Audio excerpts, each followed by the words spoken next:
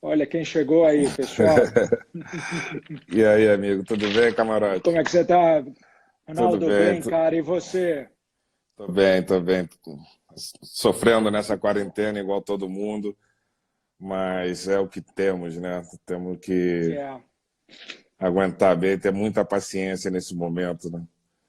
cara, Eu, eu comecei, eu fiquei um mês confinado no meu apartamento em Madrid, que é onde eu vivo, já tem 3 anos. tá, E essa semana passada eu consegui trazer minhas filhas para Madrid. Então elas chegaram no sábado, não, no domingo. Domingo aí chegaram em Madrid e aí eu consegui também, porque aqui afrouxou um pouquinho o estado de emergência na Espanha, liberando os serviços não essenciais a voltarem pouco a pouco também. Então eu consegui vir para casa em Valladolid, que a gente tem uma casa aqui em Valladolid, que é bem grande, com terreno. Imagina, eu estava no apartamento com duas cachorras, 30 dias e, enfim, tava complicado. E agora, finalmente, estou mais tranquilo, com minhas filhas estão aqui, as cachorras estão que, tranquilas. que bom, que bom, que bom. Cara, eu queria te agradecer a oportunidade de ter você conversando com a gente hoje. É sempre bom te ver, mesmo que à distância. Bom saber que você está bem, que a família está bem. Pô, mas eu devo, Ah, devo, devo uma visita, né? Eu vi o estúdio, o escritório novo aí em São Paulo, bacana. Curti, ficou, muito ficou, bom, ficou muito muito lindo. obrigado. Muito obrigado. Quando você estiver no Brasil, eu quero que você vá lá visitar. E a gente resolveu fazer essa série de conversas, Ronaldo. Ronaldo, eu não sei se você está no Wi-Fi ou se você está na rede móvel. Deixa A sua eu. imagem está Tá, picotando um pouco. tá me ouvindo? Oi, agora melhorou, Estamos ao melhorou, vivo agora ainda? melhorou. Estamos ao Bom, eu vivo, estamos tirei. ao vivo. Então, eu estava te agradecendo e estava dizendo que a gente resolveu fazer essa série de lives, porque ainda mais porque as pessoas agora, assim como nós, estamos em casa, de quarentena, continua trabalhando, mas sem aquela possibilidade de ir e vir com a liberdade que a gente tinha até não muito tempo atrás. Ah, eu tenho resolvido convidar algumas pessoas que têm uma história que possam servir de inspiração para esse momento muito difícil que a gente está vivendo. E você é dono de uma das histórias mais inspiradoras que eu conheço. E falei, puta, eu vou chamar o Ronaldo para a gente conversar, para que ele possa falar um pouco dessa história dele. Tem muita gente que já vê o Ronaldo celebridade e um dos melhores jogadores de futebol do mundo, mas não sabe que o Ronaldo atravessou uma série de desafios até chegar na Espanha, até chegar onde você está hoje, sócio de um time de futebol, com as muitas outras empresas que a gente vai falar dela. E eu acho que as pessoas, numa conversa dessa, podem tirar alguma inspiração e algum insight. Então, obviamente que todo mundo conhece o Ronaldo, mas para os que não sabem muito do histórico dele, o Ronaldo é um cara mais novo que eu, ele tem 43 anos, nasceu no Rio de Janeiro, e começou muito novo no futebol, né, Ronaldo? Você começou com 9 anos de idade, jogando no gol.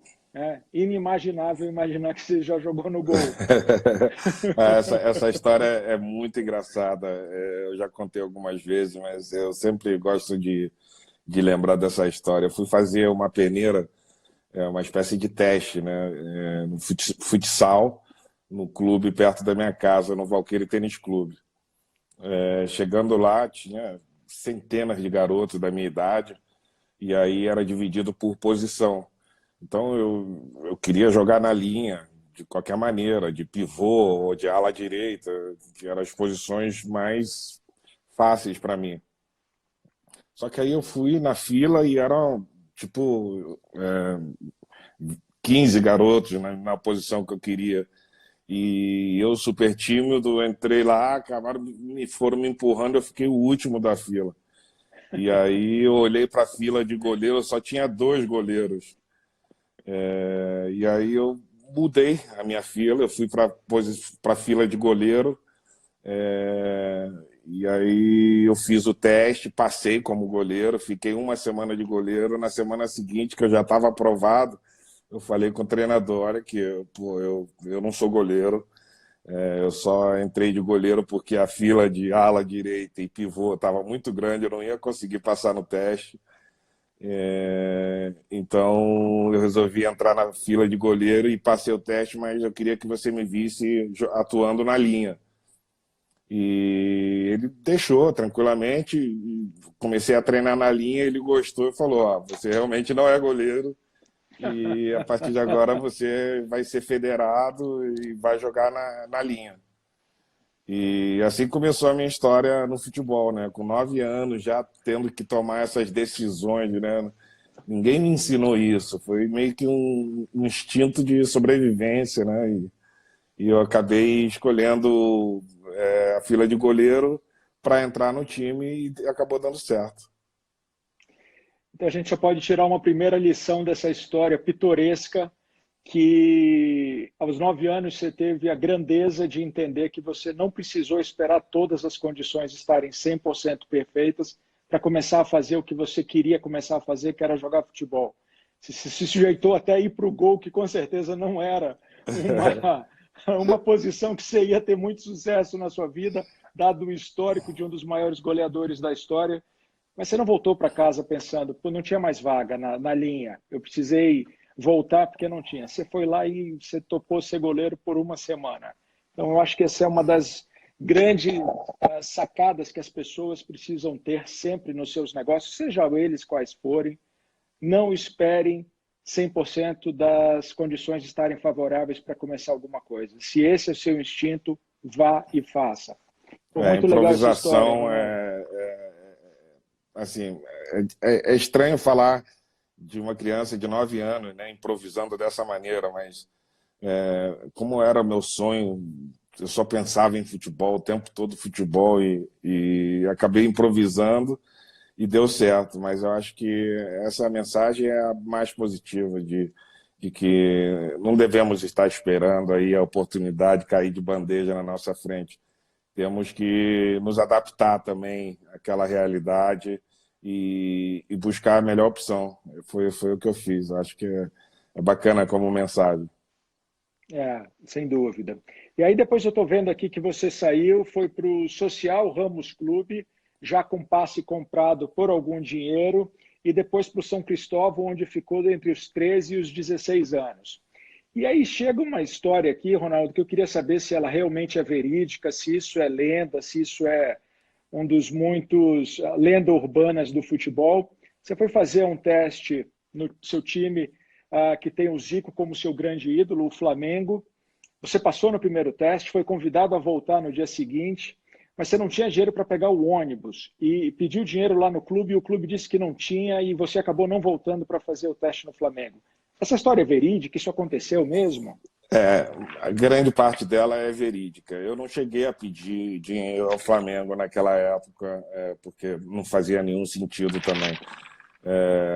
O que eu fiz foi exatamente isso. Eu passei no teste, lembro até hoje, o coordenador da peneira era o Cantarelli, que foi um grande goleiro no Flamengo, ídolo no Flamengo, e ele estava coordenando a peneira. Em poucos toques na bola, ele me tirou e aprovou já para voltar na semana seguinte. E como no Flamengo, como você pode imaginar, a peneira de crianças, assim, vão centenas de crianças, a peneira tinha 5 etapas. E assim, morando em Bento Ribeiro, para chegar até a Gávea, eram 2 conduções para ir e 2 para voltar. Mal tinha para uma condução. Nesse dia, eu sempre dava um escalote no ônibus, coisa de criança, ou eu ia com a Colava a camisa, catraca, né? ou pedia para o trocador também, para quebrar o galho. Muitas vezes ajudava, e muitas vezes também eu ia com a camiseta da escola municipal, que dava acesso ao transporte público. Só que dentro da minha mochila estava a minha chuteira, não estavam os cadernos. Então eu andava com o uniforme da escola também, para cima e para baixo, mas era para ir treinar. Quer dizer, nada foi fácil, né, Ronaldo? Desde as coisas que parecem ser as mais simples, como uma simples locomoção da sua casa para o local de treino. Até isso era um desafio, mas nem por isso você desistiu de perseguir seu sonho de jogar futebol, né? Saindo... Desde pequeno eu já encarava a vida assim como que eu ia ter que encontrar muitos obstáculos, né? Muitos obstáculos no caminho que eu ia ter que superar e que muita gente ia tentar me fazer desistir. Só que o meu amor, minha paixão pelo futebol era tão grande que eu só pensava em como superar os obstáculos e seguir adiante na minha linha, no meu objetivo. Muito legal, cara, muito legal. Deixa eu continuar aqui nesse timeline. E aí, bom, aos 16 anos você foi para o Cruzeiro, começou a aparecer o seu Não, enorme eu fui para o talento. Cruzeiro com 15 anos, na verdade. 15 Eu anos, joguei um ok. campeonato de júnior, eu era da categoria de juvenil ainda. Eu já treinava no profissional do Cruzeiro e jogava no júnior. E com 16 anos eu estreiei no profissional do Cruzeiro, no Campeonato Mineiro. E aí já começou a minha história no profissional. Bom, aqui tem aquela imagem clássica de você tirar a bola da mão do goleiro e ir lá e fazer o gol. Cara de moleque ainda novinho, né? Bom, Tirando onda. moleque de tudo, né, ali. Esse Bom, gol é muito famoso, porque foi inusitada a reação do Rodolfo Rodrigues, né, de defender a bola, soltar, ele foi ironizar com a torcida, e eu estava atento, como um centroavante deve estar sempre ali esperando a oportunidade. a bola estava em jogo, né? A bola estava viva, né? A bola está sempre em jogo. Bom, e aí depois você foi para a Europa, você começou pelo PSV, já teve uma transferência que já tinha uma soma em dinheiro considerável para a época. Com 17 anos você foi para a seleção, participou da Copa de 94. Eu morava nos Estados Unidos e lembro de você no banco de reservas naquela Copa e lembro de você tirando onda, batendo foto deitado no gramado, já campeão do mundo. Você já conseguiu começar a perceber ali o que era o espírito da seleção e já começou com o pé direito vendo a seleção campeã. Em 96 você foi para o Barcelona, uma transação de 20 milhões de dólares, começou a despontar como esse fenômeno que você se tornou. Em 97 você foi para a Inter e ali ganhou o apelido que te acompanha até hoje, né? O Fenômeno. Obviamente graças ao seu grande desempenho. E aqui a gente entra numa fase que a gente vai ver ao longo desses próximos anos a resiliência e a força de vontade e a determinação, que eu acho que é o que muito de nós precisamos agora, Ronaldo. E eu quero, de público, te parabenizar por toda essa força que você teve nesse período. Como atleta, como profissional, essa era a sua profissão. Eu sou um empresário, a minha profissão requer que eu seja resiliente e que eu tenha força para continuar, apesar de todos os desafios. Bom, na final da Copa, em 98, o Brasil chegou ao final da Copa, você teve aquele problema de saúde, o Brasil acabou perdendo, muita gente começou a questionar se o Ronaldo tinha condições de fazer o que ele sabe fazer durante 90 minutos num time, e na seleção teve um problema médico que não permitiu que ele performasse. Obviamente, você é um cara muito novo ainda, as pessoas começaram como a gente sabe que em qualquer ramo da imprensa tem sempre os críticos, os ácidos e os mais corretos. Você começou a ser questionado, mas isso não te abateu, você seguiu em frente, continuou jogando pela Inter, até que no ano de 2000 você tinha acabado de se recuperar de uma lesão no joelho e você estava voltando para o seu primeiro jogo contra Lazio e teve aquela jogada aos 7 minutos, o jogo estava começando, que foi talvez uma das cenas mais fortes do esporte mundial, que foi aquela tua contusão. O que você sentiu naquela hora, Ronaldo, quando você, recém-recuperado, viu aquilo que estava acontecendo? O que passou na tua cabeça? Passou muita coisa, mas no exato momento, assim, eu fiquei desesperado, como eu não sabia a gravidade da lesão. O que eu senti que realmente, se você pega um elástico desse de botar no punho, só que o mais grossinho, para simular um tendão patelar, você puxa ele até arrebentar, você vai ouvir um estalo muito grande. E foi o estalo que eu ouvi na rotura do tendão patelar. Na primeira e na segunda vez foi a mesma, idêntica lesão. Eu já carregava uma tendinite crônica no próprio tendão rotuliano e durante muito tempo, como você disse, né, depois da minha primeira temporada na Inter, eu comecei a sentir essa tendinite crônica e fiquei arrastando essa dor, e tentamos fazer uma primeira cirurgia que foi para fazer uma espécie de sutura local, ou seja, tinha uma pequena parte fissurada e fizeram um remendo nela só no pedacinho. E foi justamente aonde arrebentou na minha volta no jogo contra a Lazio. E aí, quando arrebenta o tendão, eu entro em desespero, lógico. A dor nem era tão forte assim, eu conseguia aguentar a dor, mas a cabeça já começava a ir a 1 milhão, né? Pensando o que é isso, o que está acontecendo, qual o risco que eu vou ter, né? O risco da minha carreira, meu futuro. Eu tinha 24 anos, se eu não me engano, quando isso aconteceu. Bom, já era bem sucedido, não era questão de dinheiro que eu pensava, mas do meu sonho, né? Tudo que eu batalhei para chegar até ali e, de repente, uma lesão tão grave que até então no futebol não havia precedente, não havia histórico, ninguém sabia como tratar aquela lesão, não tínhamos previsão de quando voltar, não sabíamos que se ia voltar, porque vários médicos, inclusive que me consultaram, disseram que eu não poderia voltar a jogar e que, com sorte, eu poderia voltar a caminhar, mas nunca mais correr e fazer esporte de alto rendimento. Uau! Fui fazendo várias visitas, e eu continuei firme com aquele que me operou, que foi o Dr. Gerard Sayan, que é um francês especialista em coluna, que foi o médico que, inclusive, tempos depois, foi o que fez a operação e o acompanhamento do Michael Schumacher. E ele me operou a primeira vez e ele sempre me transmitia uma tranquilidade muito grande, porque mesmo depois de 8 meses operado, eu não conseguia ter uma flexão do joelho de 120 graus.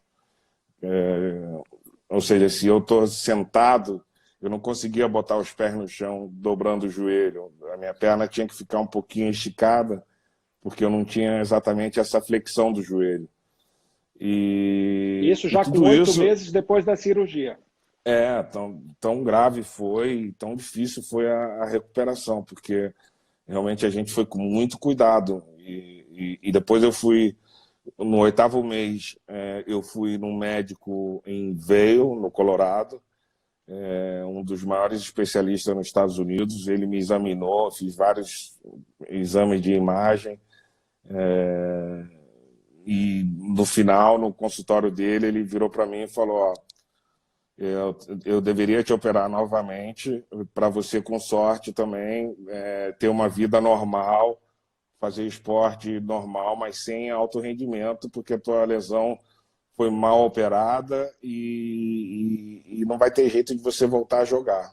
Bom, eu saí assim, uma depressão de veio, voei direto para Paris, fui encontrar o médico que me operou, levei as opiniões que eu tinha recolhido e mostrei para ele, e o médico Gerard Sayano outra vez me tranquilizou, falou: vamos ficar 3 meses numa clínica no sul da França, do lado de Biarritz, que era um centro de referência de esportes amadores na França, que ele tinha um certo controle lá. Inclusive era muito próximo de São Sebastião, que é na Espanha, que tinha, eu lembro até hoje que tinha o melhor restaurante lá, que chama Arsac. Você deve ter ouvido falar. É um que já ganhou Sim. várias estrelas Michelin. Então eu ia quase que toda semana nesse restaurante. Eu fiquei 4 meses nesse centro de referência para recuperar. Consegui recuperar os graus de flexão que precisava meu joelho. E depois de quase 2 anos eu voltei a jogar. Né? 2 anos, Ronaldo. Quase 2 anos.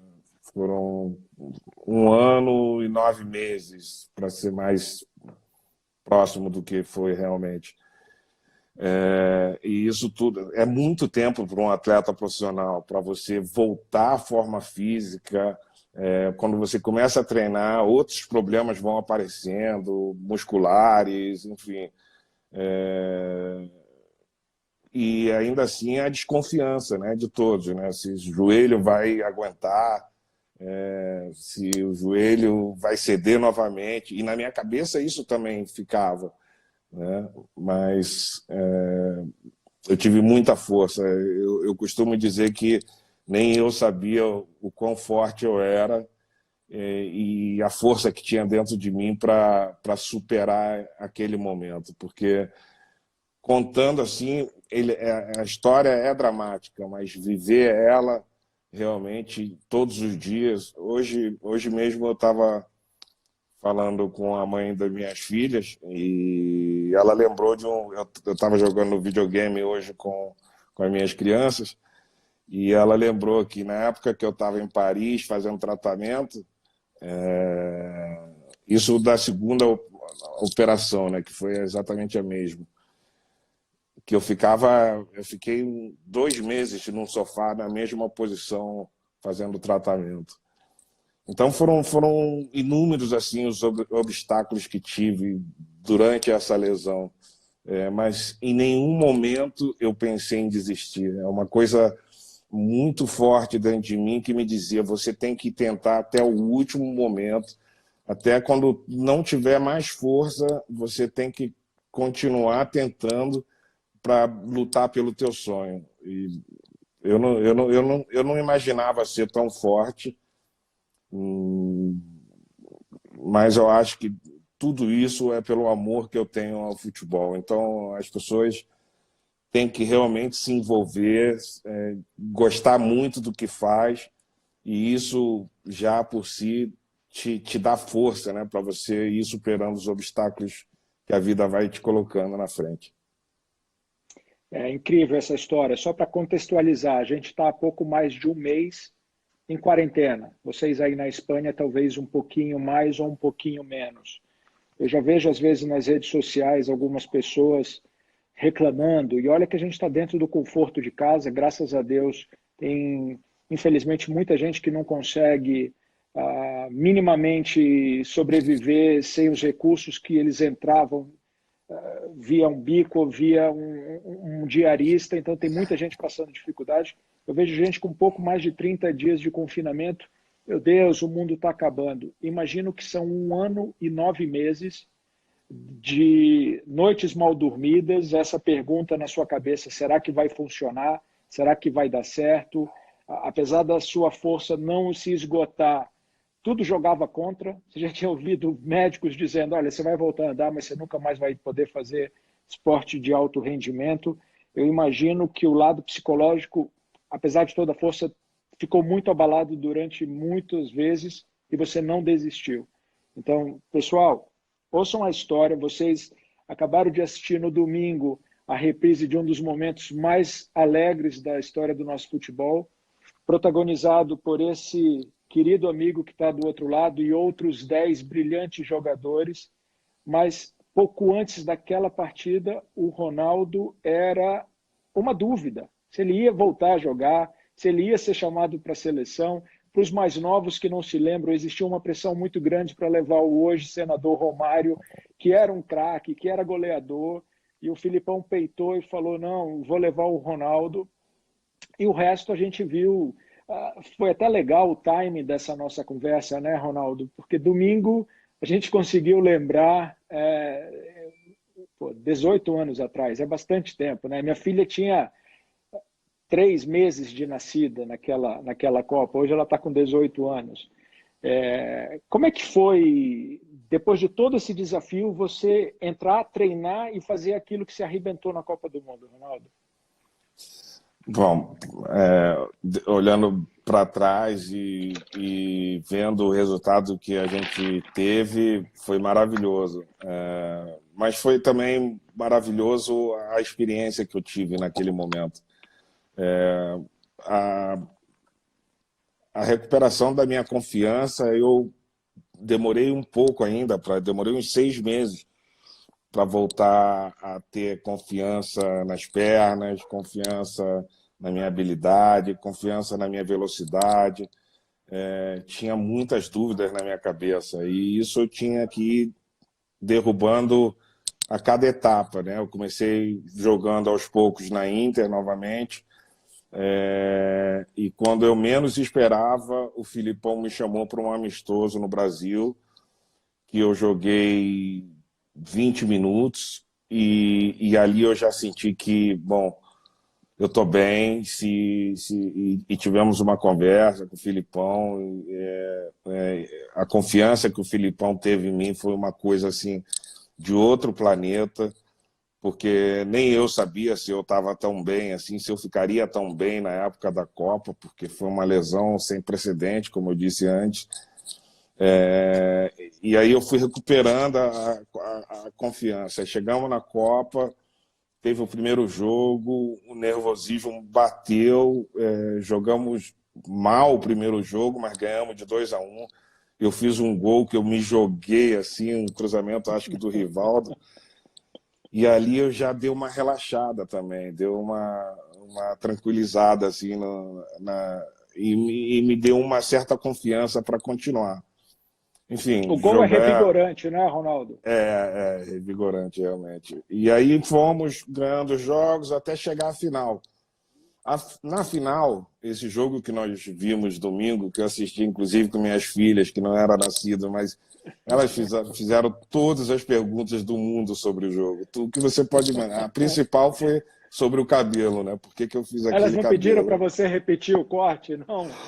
Não, o Ronald, meu filho mais velho, né, o primeiro, ele fez o corte do cabelo e ligou para a gente, fizemos um FaceTime e mostrou para elas, e elas, bom, é só gargalhada, né? Eu falei, tira esse cabelo, Eu vi a moleque. foto de vocês, eu vi a foto. Ele é muito E parecido com ficou você quando você era mais novo, né? muito parecido. E ele fez o cabelo para zoar e fez uma bela homenagem. Mas na final, esse jogo que a gente assistiu agora domingo, eu tinha um outro trauma que eu tinha que superar. Na final, eu já não estava pensando mais no joelho naquele momento. Eu estava pensando em que eu não deveria dormir depois do almoço, na tarde do jogo, porque eu só lembrava na final de 98 que depois do almoço eu fui para o quarto e tive aquela famosa convulsão. Foi aquela história que foi terrível. Fui para o hospital, fiz todos os exames, fui para o estádio, aí joguei, mas não foi uma das melhores partidas da minha vida. E tratando de final de Copa do Mundo, houve uma certa repercussão, enfim. Mas eu já acho que o futebol ele é muito mais simples do que as pessoas acham. Na época falaram muito de conspiração, de venda de resultado. Enfim, eu acredito muito no esporte em si, em ganhar, em perder, e aceito realmente o destino e os resultados. Mas então, em 2002, acabou o almoço, eu fiquei ali na resenha, galera que ficou um pouquinho mais, de repente cada um ia saindo para o quarto, ia normal, todo mundo querendo dar uma última descansada antes do jogo, e eu não queria dar essa chance ao azar de dormir e ter uma outra convulsão, então eu fiquei rodando no corredor, até encontrar o Dida, que é um grande amigo que eu fiz no futebol, nós somos amigos até hoje. E aí ele ficou comigo, ficamos batendo papo e tal, e eu morrendo de sono, mas não dormi. E esse era o principal trauma que eu tinha. de não ter uma convulsão antes da final novamente. Uma vez que não dormi, indo para o estádio já estava mais tranquilo e a energia que eu estava sentindo naquele momento era muito boa. O grupo que a gente tinha era um grupo maravilhoso e comandado por um cara maravilhoso que nem o Filipão. Então foi um dia realmente especial e o dia mais importante na minha carreira esportiva. Eu falei esses dias, no domingo mesmo, falando para minhas filhas que para elas assistirem, porque aquele foi o jogo mais importante da vida do papai. E aí elas ficaram pacientemente assistindo ao jogo e fazendo um monte de perguntas. Foi mal barato. Parabéns, foi um jogo incrível. Você e todo o time deram uma alegria enorme para todos no Brasil e se arrebentou no jogo. E eu acho que completa esse ciclo de toda essa superação que você viveu desde lá dos 9 anos de idade, goleiro, uma semana, não era sua posição, mas você topou, não tinha o dinheiro para voltar para fazer mais uma peneira no Flamengo, continuou, N contusões, não parou, médicos dizendo para você que estava acabado e você não desistiu, e você foi pentacampeão do mundo, você foi o artilheiro da Copa, você continuou com a sua carreira, e eu vou dar um pequeno salto agora, a gente sabe, deve ter uma enorme torcida corintiana aqui nos assistindo, a gente sabe que depois que você voltou da Europa, você deu uma enorme alegria para os muitos corintianos que vibraram muito com aquele campeonato que você ganhou vários lá para o Corinthians. Mas eu quero dar um salto até pela limitação que a gente tem de tempo com o Instagram, que isso aqui seria uma conversa para 3 horas, com toda certeza. A gente dá um pulo aqui para 2011, quando você migrou de ser um atleta para ser um empresário, para ser um empreendedor. Eu lembro que naquela época, eu tenho até uma foto aqui, você deve ter guardado aí nos seus arquivos, assim que o Ronaldo começou a empreender na Nine, a gente fez uma capa com ele da Forbes, tem no nosso aplicativo, para quem não conhece essa matéria e essa capa, você pode ir lá. Ronaldo, o fenômeno, o empresário fenômeno. Essa foi a edição número 5 da Forbes do Brasil, a gente já está na 77, olha quanto tempo faz. Então, em 2011, que bacana. Foi uma das capas mais vendidas da Forbes, tá, Ronaldo? Em 2011, você fundou a Nine, uma empresa de marketing esportivo que fazia parte, você tinha uma sociedade com o grupo WPP, a Nine existiu até 2016, você foi para uma época para Londres, você fez um período dentro da sede, aprendendo inglês e ampliando seus horizontes como empresário, e ao final desse ciclo você começou a se lançar a voos maiores, né? Você comprou a Octagon no Brasil. E me conta como é que foi essa sua decisão de continuar no esporte, mas do outro lado, não mais como atleta, mas como empresário, como empreendedor. Me fala como é que foi essa migração, Ronaldo. Bom, assim, a minha carreira...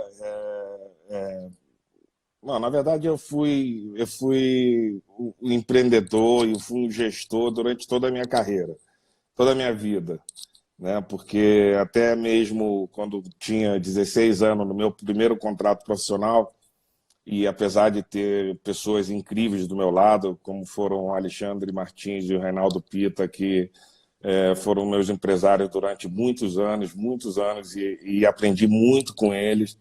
E serei eternamente agradecido por tanto que eles me ensinaram. Mas depois de um tempo eu decidi fazer a carreira sozinho também, no quesito gestão da minha própria carreira. Então, você se autogeria, você geria a sua imagem. Eu administrava os meus contratos, eu negociava, eu tinha contato direto com agências, e, enfim, daí que nasceu a ideia de fazer uma agência de marketing esportivo, né? A Nine nasceu por causa dessa minha experiência já como jogador e garoto propaganda e também empresário, porque tinha que administrar também uma quantidade muito grande de dinheiro e ser responsável com as decisões. E aí eu decidi, né, fazer essa agência, a Nine. Pintou a oportunidade de fazer com a WPP. Eu tinha e tenho uma relação muito grande com a Ogilvy Brasil, com o Musa e com o Sérgio Amado. E aí Famoso Mumu, querido Luiz Fernando Musa. o Musa, que é um gênio da É publicidade, gênio, gênio gênio. como pessoa, e daqui eu já É. mando um abração para ele e com saudade dele, porque é um cara extremamente agradável. E a gente fez e foi muito bacana assim, a experiência com a Nine. Tivemos muita dificuldade no final, mais ou menos 2014, 15, e decidimos encerrar a operação. Mas foi uma experiência maravilhosa, aprendi muito. Depois eu tive a oportunidade de comprar a Octagon Brasil, e que já estamos já no quarto para o quinto ano da minha gestão na Octagon, e a Octagon está realmente voando muito alto, né, pelo que a gente o que a gente queria como objetivo, a gente superou todos. Então eu estou realmente muito feliz com o desempenho dessa empresa. Mas antes disso também eu tive uma experiência nos Estados Unidos com uma equipe que era, digamos, na segunda divisão americana, na NSL, que era o Strike de Fort Lauderdale. E aí eu fiquei 1 ano e meio praticamente indo muito para Miami para tocar esse negócio. Eu tinha esperança de montar uma turma legal em Fort Lauderdale e migrar da NSL para MLS. Montamos tudo direitinho, logicamente não tínhamos a intenção nem o dinheiro para pagar a franquia da MLS, e queríamos fazer uma espécie de proposta para a MLS, no caso de o campeão da NSL se pudesse ir para MLS, né, obviamente arcando com tudo o que é requerido pela Pela MLS, ou Liga. seja, estádio, talvez não a franquia por completa, mas alguma coisa deveríamos de pagar. E tive uma negativa, assim, de primeira. Então, o sonho nos Estados Unidos, para mim, acabou rápido, durou 1 ano e meio. Mas que para mim também foi uma experiência ótima, né? Porque ver como os americanos produzem, como os americanos pensam na hora de gestão, para mim foi um aprendizado muito grande, muito válido. E levo isso comigo até hoje no Valladolid. Então, assim, não foi exatamente tudo planejado, mas foi o que eu ia buscando para mim, né? Tudo ligado no esporte, porque eu não tenho uma formação acadêmica de universidade, mas a minha vivência e experiência no meio do esporte me dá uma tranquilidade muito grande de atuar no meio. Que legal, Ronaldo. E aí, agora mais recentemente, em 2018, você assumiu na temporada 18-19, você entrou como sócio majoritário do Real Valladolid, aí na Espanha. Então, quer dizer, aquela experiência que você teve em Fort Lauderdale não deixou de ser muito útil. Você, como gestor de um time, aprendeu bastante coisa que você deve estar colocando em prática hoje, né? Um dos seus desafios era que o time, você tinha o menor orçamento de toda a Liga Espanhola, né? Quer dizer, você entrou numa bucha, você não entrou num time que você acostumou quando você passou pelo futebol espanhol jogando nas duas maiores potências de torcida e de finanças do futebol espanhol, você foi para o de menor orçamento, e a sua intenção era que ele se mantivesse na primeira liga, né? na primeira divisão. Como é que foi que você conseguiu fazer essa reviravolta quando você entrou no time? Olha, eu decidi fazer esse investimento, que foi um investimento alto, né, de 30 milhões de euros a princípio, 51% das ações do clube. Hoje eu tenho 82% das ações do clube. E comecei primeiro a montar a equipe de gestão, né? Antes de pensar nos atletas, você foi para a gestão. Antes de pensar nos atletas, porque também não podia fazer uma mudança drástica, porque o orçamento era muito pequeno. Peguei o clube com 25 milhões de dívida com a Receita Federal, né, na Espanha, e com a implementação do fair play financeiro da Liga Espanhola, essa dívida ela tem que ser abatida automaticamente com o recebimento que você tem de televisão. Então, eu tinha que abater a dívida e sobrava pouco dinheiro para fazer o time. Mas antes de pensar nisso, eu tinha que pensar na galera que eu ia montar para administrar o clube comigo. Daí eu pensei no Mate e no Gabriel, foram as duas primeiras pessoas que eu pensei. O Davi Spinac é um cara de comunicação que trabalhou comigo muitos anos aqui na Espanha. É o meu chefe de gabinete e diretor de comunicação. O Mathieu, que ele foi o primeiro presidente da Octagon Brasil, no início da Octagon Brasil, que aí a gente voltou a trabalhar na Rússia em 2018, na Copa do Mundo. A gente trabalhou junto, a gente teve um vínculo forte. Aí eu chamei ele e trouxe o Gabriel, que era o Gabriel Lima. Ele era o presidente da Octagon no Brasil. Eu trouxe ele para novos negócios e marketing aqui no Valladolid. Então, o clube ficaria eu, Matt, de CEO, e o Gabriel Lima, de novos negócios e marketing. O Davi Spinardi, comunicação e presidência, gabinete da presidência, e a partir daí a gente já começou a montar um planejamento para o clube. Não tinha muito o que fazer, a não ser torcer muito para que o time permanecesse na primeira divisão, principalmente nesse primeiro ano que a verba estava extremamente contada e curta, e foi o que a gente fez. Apostamos no time que tinha subido da segunda divisão para a primeira, renovando alguns jogadores e dando moral para eles. Por fim, conseguimos manter a categoria com o menor orçamento da Liga Espanhola. E aí as coisas melhoraram muito, porque tivemos tempo já para planejar realmente o que seria o novo Valladolid.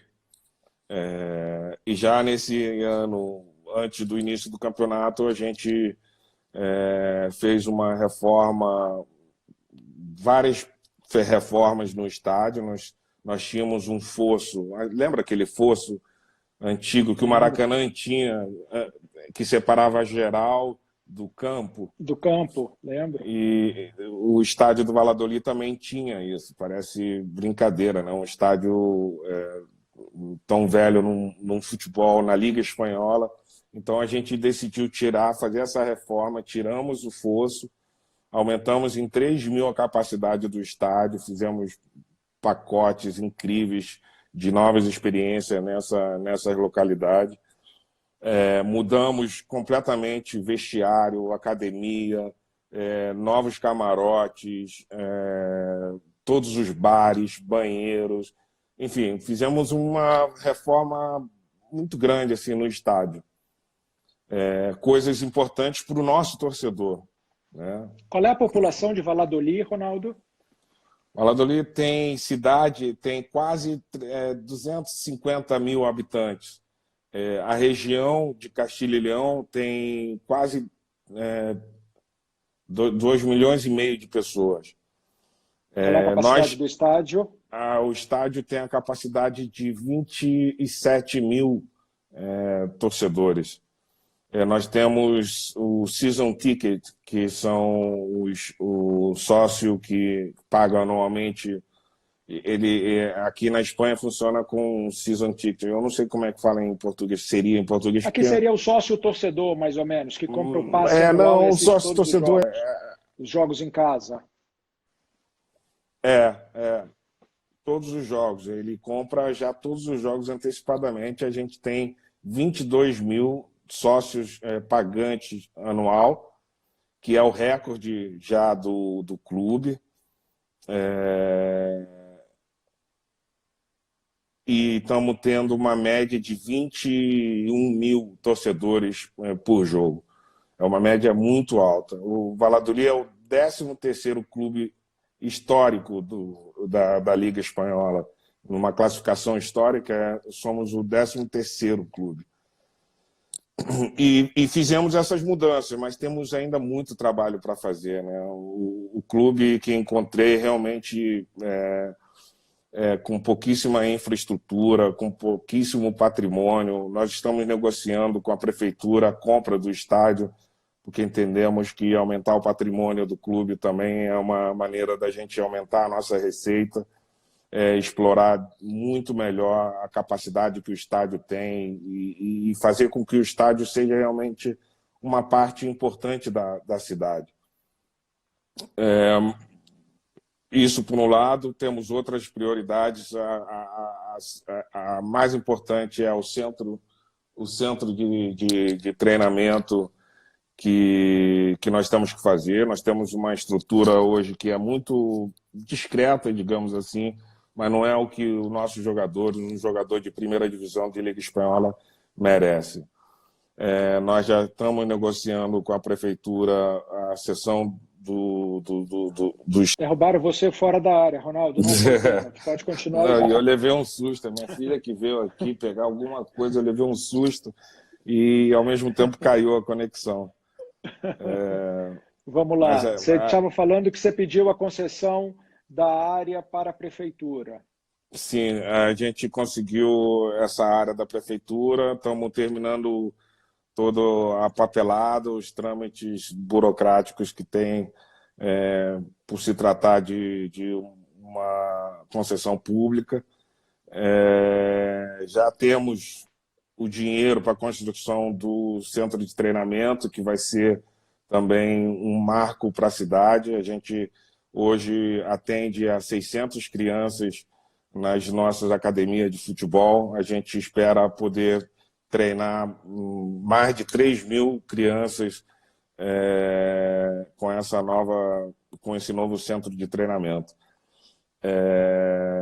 Entre outras coisas, agora o Real Valladolid é o clube com a menor dívida, mas temos muito trabalho ainda por fazer, Camarote. Temos aí uma ambição sem limite.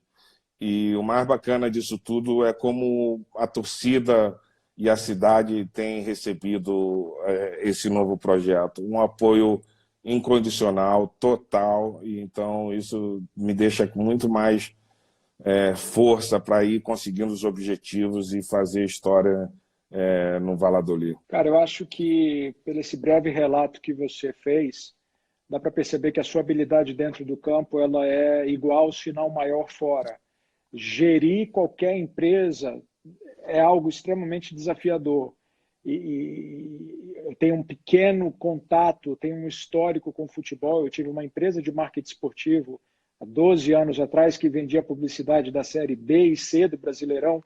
Então eu vi os pormenores de alguns clubes pequenos, eu sei dos enormes desafios. Então parabéns por toda essa transformação, que nada mais é do que você acertou na veia, você se preocupou depois com o talento e montou antes a gestão que permitiu que você chegasse aí. Essa é uma outra lição, esse é um outro insight que as pessoas que estão nos assistindo precisam aprender. a gestão é tudo. Monte um time bom e que vai te ajudar a montar o seu sonho, que vai ajudar você a superar os desafios, porque sozinho ninguém faz nada, né? O Ronaldo é um Exato. craque, o Ronaldo teve experiências com N outros modelos de negócio, mas ele pensou em primeiro quem poderia ajudar ele a fazer essa reviravolta. É uma coisa que eu faço e gosto muito de fazer nas minhas empresas, é dar a possibilidade de crescimento às pessoas que trabalham comigo. Esse movimento de trazer o Gabriel, o Mate, para o Falando em Gabriel, Valladolid. olha que coincidência. Esse aqui é o Gabriel. E quando eu falei para ele que eu ia fazer uma live com o Ronaldo, ele falou, mas é o Ronaldo Fenômeno? Eu falei, é. E Ouve aí, aqui o cara? Ronaldo para dar Tudo uma alô. bem, Ele estava cara? falando de Gabriel, você apareceu. Oi. Tudo bom? Sim, Você joga Ele futebol não... também? jogo. Qual posição que você joga? Meio que não sei. Jogo em tudo. Vai lá, cara, você já Boa. deu um alô para ele. Obrigado. Um abraço, Dá Gabriel. um abraço, Gabi. Então, você estava falando do Gabriel e chegou o Gabriel. Esse é o nosso Gabriel. Bacana. Não, eu dizia que nas minhas empresas eu gosto sempre de dar essa oportunidade da pessoa crescer. E essa movimentação de trazer o Gabriel para o Valladolid, abrir espaço para o Eduardo Baraldi, que está no comando agora, é o nosso CEO da Octo, que é um cara sensacional também.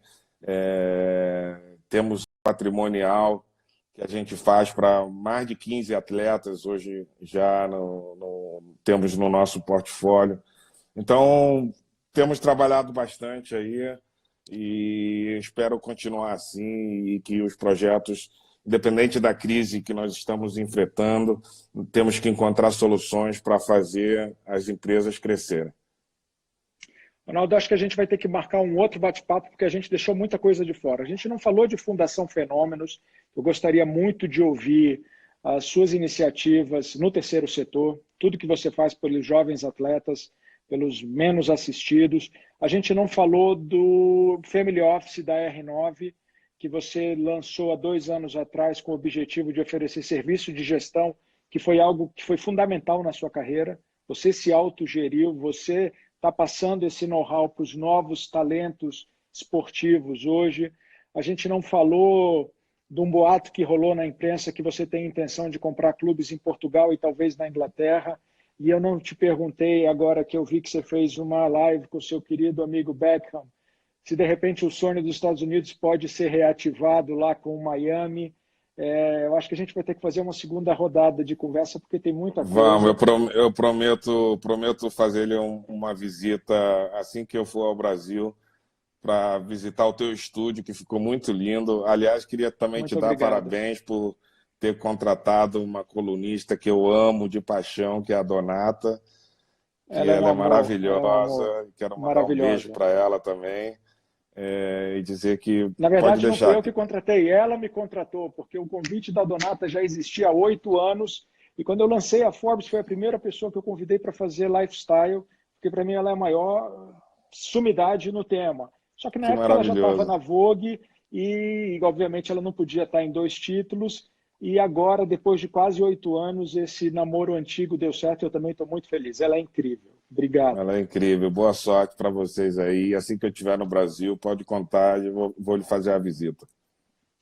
Então, a A promessa é gente recíproca. termina o papo de hoje. Quando acabar essa quarentena e essas proibições de viagem, você vem ao Brasil e eu quero ir conhecer o Valladolid, eu quero conhecer a cidade, quero conhecer o estádio, quero te visitar pessoalmente nessa sua nova empreitada, que eu tenho certeza que vai ser, assim como você fez tudo na vida, um enorme sucesso. Meu amigo, Será muito um obrigado prazer pela recebê-lo aqui participação. também. Eu vou aí sim. Muito obrigado. Fiquei muito feliz de conversar com você. Obrigado pelas dicas inspiradoras que você deu para ajudar nesse momento que a gente está passando e lembrar que força de vontade, determinação e resiliência não tem nada que consiga nos parar. Muito obrigado. Fica com Deus. Um forte abraço para você. Um beijo nas crianças e se cuida por aí, Ronaldo. Falou, camarada. Obrigado. Foi um prazer estar falando com você. Um abraço a todos os teus seguidores e até a próxima aí. Valeu, um abraço. Obrigado. Obrigado, pessoal. Boa noite. Um abraço. Tchau, tchau.